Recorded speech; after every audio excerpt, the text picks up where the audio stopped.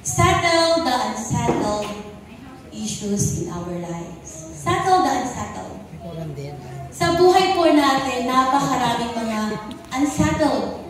Yung iba ay nasettle na, yung iba naman ay hindi pa. Matagal na hindi pa nasisettle. And then, yun po ang pag-uusapan natin ngayon, yung mga unsettled issues sa buhay natin. Meron po ako, bago pa ako mag-start, meron po ako isang, anak po siya ng isang pastor na kausap kami minsan. Nakasabi siya na gusto niyang pumili ng magulang. Sabi ko, bakit naman? Ka-perfect ng parents mo kasi they are serving the Lord.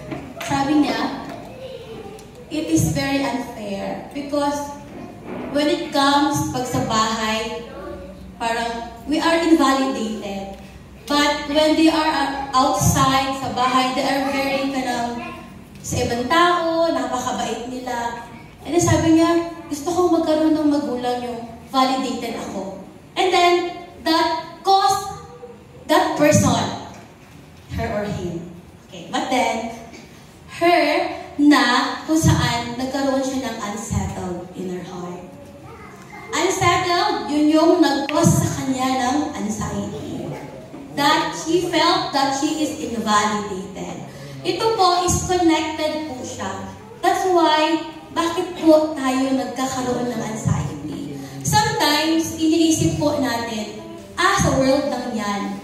But the reality, nasa Bible po siya. Sabi po dito, sa Philippians chapter 4. Ito yung verse. Pagdating pa lang sa 1 Peter 5:7, casting all your cares upon Him. For He cares for you. Sabi dito sa Philippians chapter 4, verse 6 to 7. Huwag kayong mabalisa tungkol sa anuman. Sa halip, ilapit ninyo sa Diyos ang lahat ng inyong kahilingan sa pamamagitan ng panalangin na may pasasalamat. At ang kapayapaan ng Diyos na hindi kaya unawain ng tao ay siyang mag-iingat sa inyong puso at pag-iisip sa pamamagitan ni Jesucristo na ating Diyos. So dito, makita natin sa buhay na marami po tayong mga nais na marating, nais na maabot, but sometimes hindi po yun na nangyayari. That's why po, tayo nagkakaranas ng unsettled, ng anxiety in life.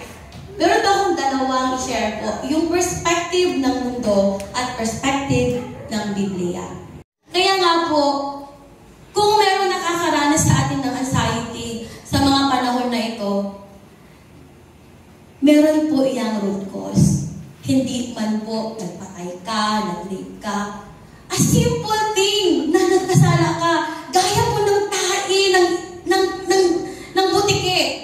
Ano ba ang mas malaki?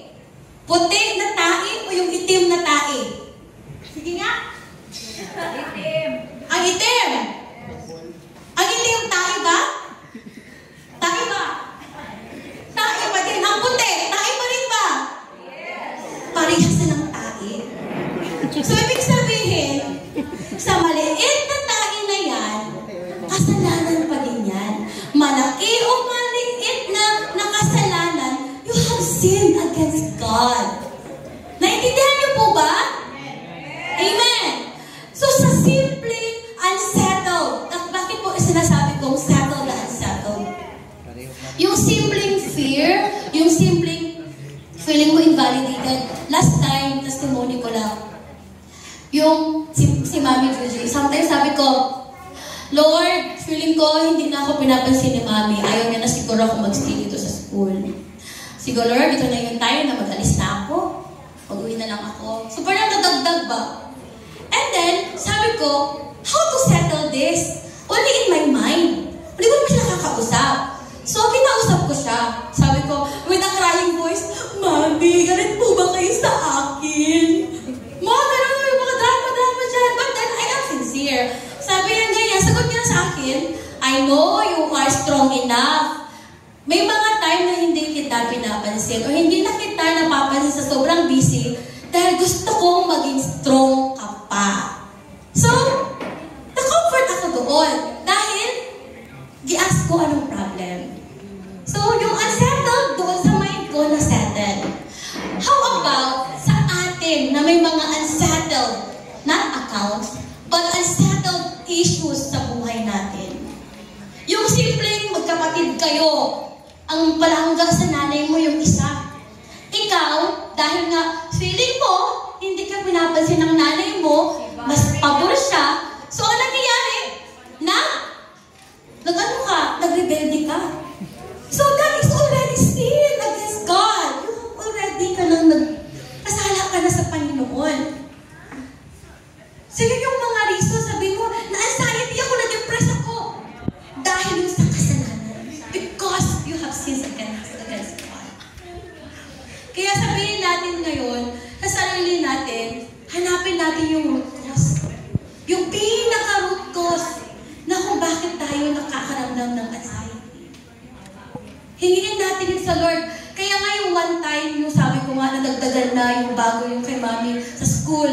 Sabi ko, Lord, gusto ko na umalis sa school. Ayoko na.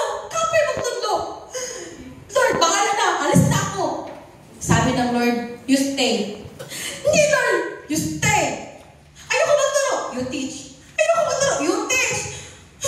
Lord, ayoko magturo. And then, sa word niya, sa Proverbs chapter 19, verse 21, sabi niya doon, many are the plans of a person's heart, but God's purpose always prevail. Hallelujah! Amen! Laging sa Diyos lahat. Kaya sabi ko, instead na mag-go against ako doon sa gusto ng Lord, I surrender. Lord, I surrender everything. Your will be done. Bahala na ka. Ang prayer ko, bigyan mo ako ng joy. Habang nandito ako, bigyan mo ako ng peace. Malipanan ko, Lord. Kaya na akong best na imuha. And, gi-answer ng Lord yun.